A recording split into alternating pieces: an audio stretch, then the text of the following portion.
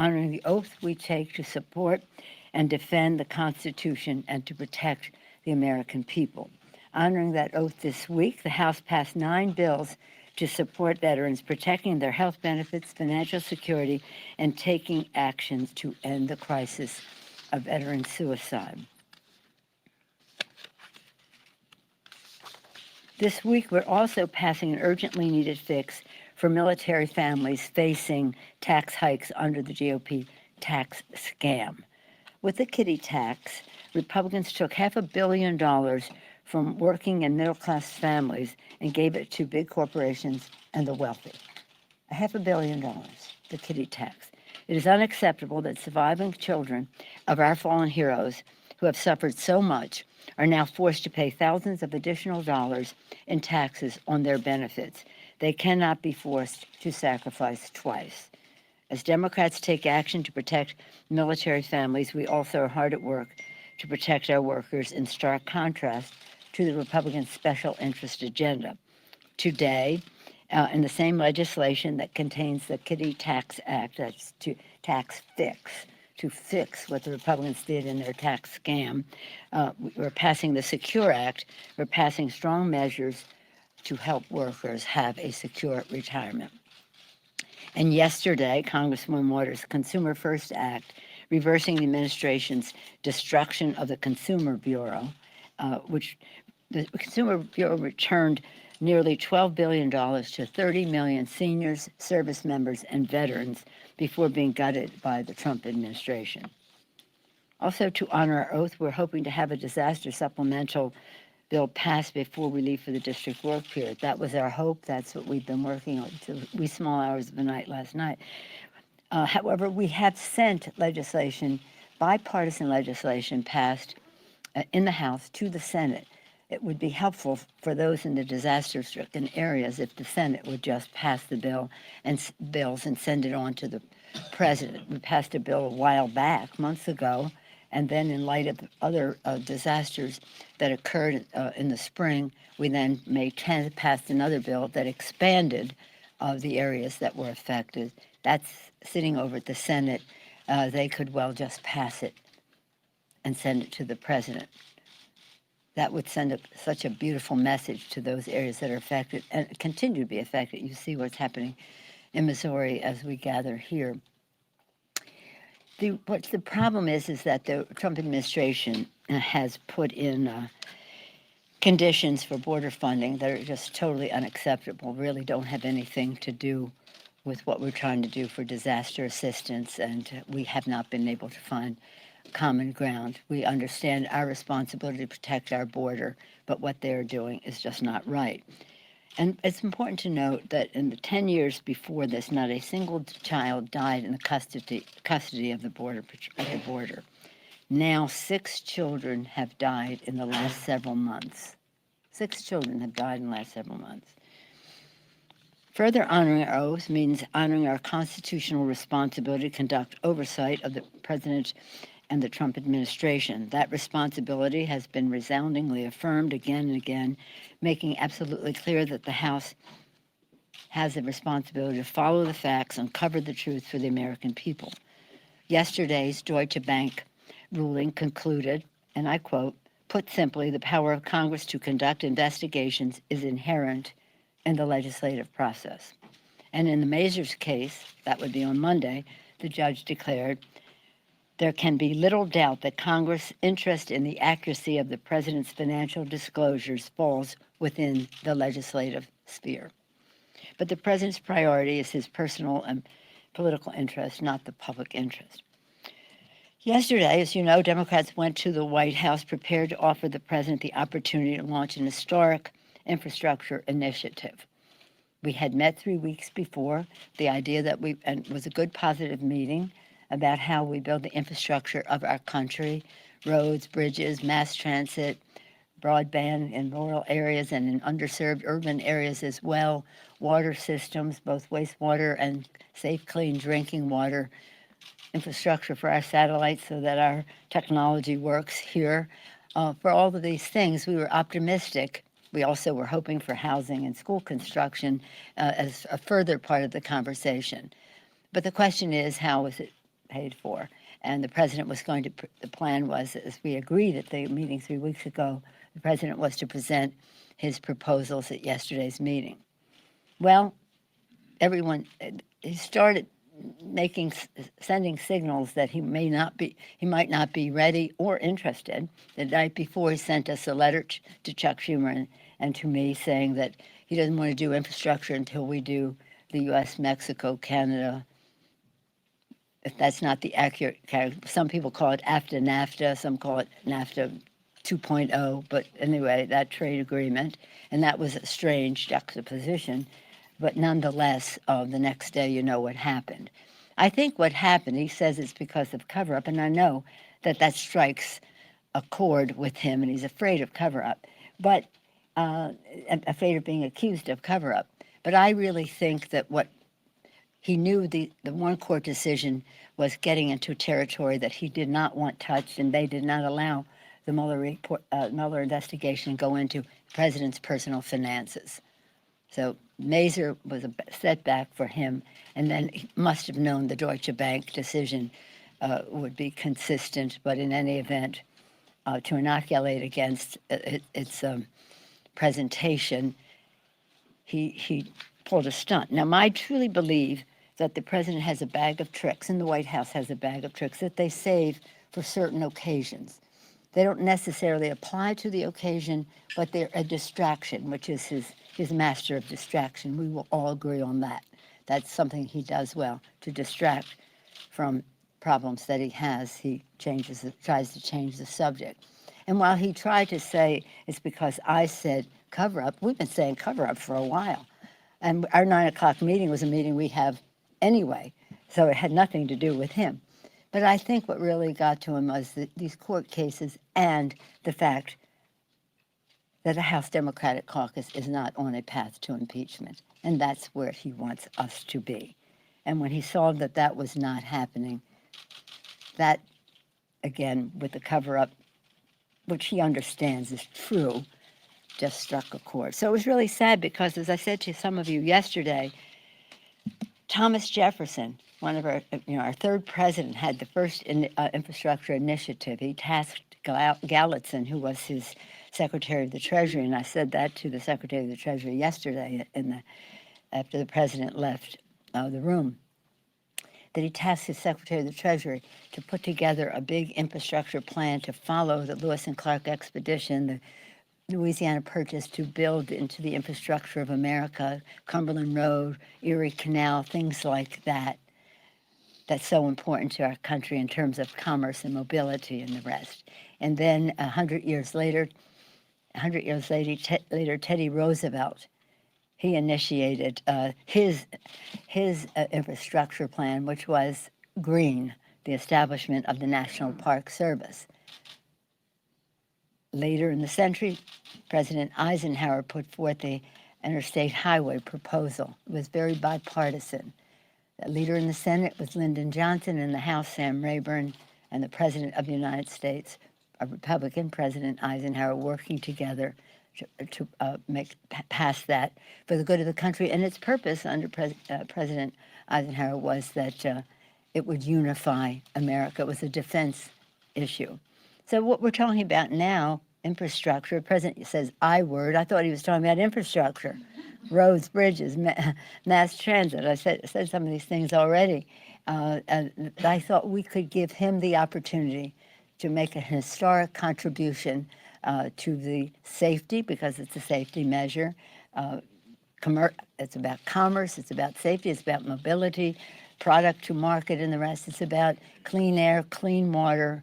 It's about a better future for our country, much needed, trillions of dollars in deficit in terms of low or no maintenance that we haven't afforded. It's never been partisan. We don't want it to be partisan now. But I can only think that he wasn't up to the task of figuring out the difficult choices of how to cover the cost of what the important infrastructure legislation that we had talked about 3 weeks before. But the president, again, stormed out. I think, first pound the table, walk out the door. What? next time, have the TV cameras in there while I have my say. That didn't work for him either. And now this time, another temper tantrum. Uh, um, again, I pray for the President of the United States. I wish that his family or his administration or his staff would have an intervention for the good of the country. Yes, ma'am. Madam Speaker, would you be prepared to change your rhetoric, given the political landscape, your understanding of the president's temperament? Your prayer comments almost suggest you're concerned about his well-being. I am. And the well-being of the United States of America. Would you be prepared to do something differently for the pragmatism of getting more done, to not use phrases like cover up or to not perhaps provoke him? Would you be open to that? Well, you have bought into his excuse. No, That was not a reason that he did that yesterday. That was an excuse for him to do that. And with all due respect to your question, I do not intend not to honor my oath of office, nor do my colleagues in the House of Representatives, to honor our oath of office to protect and defend the Constitution, which has a system of checks and balances, separation of power in it. And again, it's a question of the American people understanding that what he is doing is an assault on the Constitution of the United States. We can walk and chew gum at the same time. I hope he can too. Yesterday you said that the president may have engaged in impeachable offenses. Yeah. Yet today you're saying you're not on a path to impeachment. Can you explain why you're opposed to launching an impeachment inquiry, as many of your members want to do? Let me be really very clear. The president's behavior in terms of his obstruction of justice, the things that he is doing, it's very clear. It's in plain sight. It cannot be denied. Ignoring subpoenas, obstruction of justice. Yes, these could be impeachable offenses, but I intend not to, there are three things. You might understand it better if you remember these three things. We want to follow the facts to get the truth to the American people, with a recognition, too, that no one is above the law, and three, that the president is engaged in a cover-up. And that is what my statement is. How we deal with it is a decision that our caucus makes, and our caucus is very much saying whatever we do, we need to be ready when we do it. And I do think that impeachment is a very divisive place to go in our country. And what we can get the facts to the American people through our investigation, it may take us to a place that is unavoidable in terms of impeachment or not. But we're not at that place yet. Yes, Casey. Another meeting with the president after what happened? Can you work with him Of on course, anything? of course. I mean, we're dealing with a situation that is becoming more predictable. But I do think that we have a responsibility to try to find common ground. It's funny you asked that question, Casey, because yesterday I was going to start the meeting in terms of course, putting it in historic perspective as I have done here, but also say we're very busy people, the leaders in the Congress, especially the President of the United States, I think. And a meeting between the leaders of the Congress and the President is an historic meeting. This is not a casual coming together of Democrats and Republicans. This is a historic meeting. It's the leadership of the legislative branch, the first branch of government, and the President of the United States. So let's make it count for something. Let's really make it count for something. By dint of preparation, by dint of respect for each other's views, understanding that we'll have to yield on points to get results for the American people. But he obviously was not prepared. By dint of preparation, he was not prepared, and so he used some excuse to go out the door. And I will not take responsibility for his irresponsible behavior because we're pointing out the truth to the American people. Excuse me, she has a follow-up. Given the gravity of the meeting, Kellyanne Conway made a remark to you at the end of the meeting. She's apparently expanded on her remarks. I'm not going to talk about her. I responded as the Speaker of the House to the President of the United States. Other conversations people want to have among themselves is up to them. Yes, sir. Thank you, Madam Speaker. Now, obviously, you guys have a lot of major legislative issues that you need to address this summer. The Treasury Secretary here was talking about raising the debt ceiling, the import of that. Yeah. You're going to need Democratic votes. To add the question here, how do you go back and re-engineer this You might not get infrastructure, but you gotta keep the government open, and you have to raise the debt ceiling, and they're gonna have to have Democratic votes, and the president is going to have that. Why don't you go ask that question of the President of the United States? We have always been responsible. Left to their own devices, our appropriators can always, I'm an appropriator, that I forge in that culture, intelligence and appropriations. And in those days, they were not really partisan arenas. So frankly, on disaster assistance, we could have gotten there left to their own devices of the appropriators until the White House intervened. So we will have to pass the appropriations bills, and we will, and hopefully we will do them in a very timely fashion. The debt ceiling will have to be lifted, and that's a matter of this conversation that we're having on the debt ceiling. We're not saying, as the president said, if you don't stop investigating me, if you don't stop honoring your oath of office, I can't work with you. That's basically what he's saying. Maybe he wants to take a leave of absence. I don't know. But on the other hand, we understand what our responsibilities are. We're fully prepared to go forward. It really will be up to them to have some level of cooperation. Do you think this puts you in a better position to ask for more, though, because of the bill? But we want to do what we have to do that is right for the American people, respectful of all the equities that have to be weighed. I only have to have one more because we have to go back to the floor. You said in private, you suggested it today, that the president wants to, on some level. Of course, I told you that. Can you explain that a bit? And can you also explain the comment you made about the staff doing an intervention? Okay, the what intervention? You made a comment that you thought the staff might want to do. Oh, I thought you said statutory intervention. That would be good. Article 25. Troublemaker. That's a good idea. I'm glad you suggested it. I'll take it up with my caucus.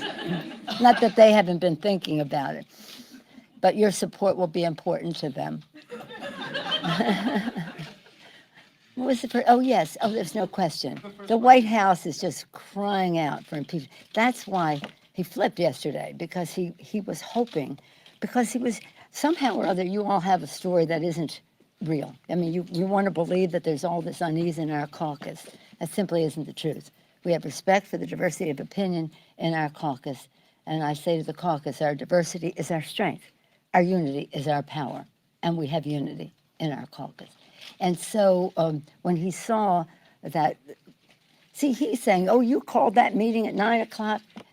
No, we have the meeting, Mr. President. It's not about you, but it is about whatever is current at that time. And so somehow or other, you keep perpetuating this story. I don't know why, because it isn't factual, but nonetheless, that was what disappointed him, because he didn't see this rush to impeachment coming out of our caucus in our 9 o'clock meeting, which he thought was called specifically for him. And then that's up to his family and his cabinet and his staff in the White House. This is not behavior that is rises to the dignity of the office of President of the United States. But having said that, as I said, I actually ardently pray for the president, because we need, I don't know, sometimes when we're talking to him, he agrees. And then I said one time, who's in charge here? Because you agree, and then all of a sudden something changes. What goes on there? Who's in charge? And he says he's in charge, and I suspect that he may be. And I suspect he may be even more since yesterday, because I don't think that any responsible assistant to the President of the United States would have advised him to do what he did yesterday. That's it. Thank you all. Bye-bye. Our founding fathers drafted a charter to assure the rule of law and the rights of man. We hold these truths to be self-evident, that all men are created equal. Ask not what your country can do for you. Ask what you can do for your country. If we lose freedom here, there's no place to escape to. This is the last stand on earth. Those ideals still light the world, and we will not give them up for expedience sake. Let freedom ring from every hill and molehill of Mississippi, from every mountainside. America is the land where dreams can come true for all of us. When we allow freedom to reign, Flags of freedom fly all over Europe. from every village and every hamlet, from every state, That peace and freedom walk together. we will be able to speed up that day when all the children, black men and white men, Jews and Gentiles, Mr. Gorbachev, tear down this wall. free at last, thank God Almighty.